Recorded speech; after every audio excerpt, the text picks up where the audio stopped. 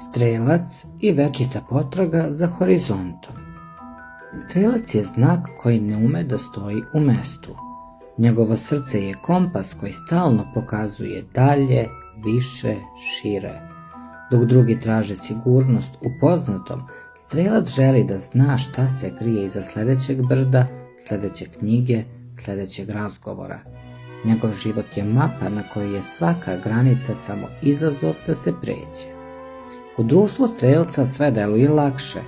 Njegov smeh ume da zarazi i najumornije, a njegova vera da se sve dešava s razlogom donosi utehu i onda kada sami ne vidimo smisao.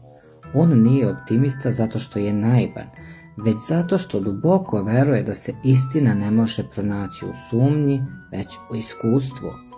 Naravno, ta sloboda ima svoju cenu. Strelac se često boji vezivanja jer mu se čini da ga ono sputava. Može delovati kao da stalno beži, a zapravo samo traži prostor gde će moći da raste bez zidova. On nas podsjeća da je život avantura, a ne obaveza, da smisao nije u cilju, već u putu i da ponekad, kad se previše ukopamo u svoje strahove, jedino rešenje jeste da krenemo. Pišite mi u komentarima kako vam se dopao ovaj video o strelcu. Vaš astrolog i ja.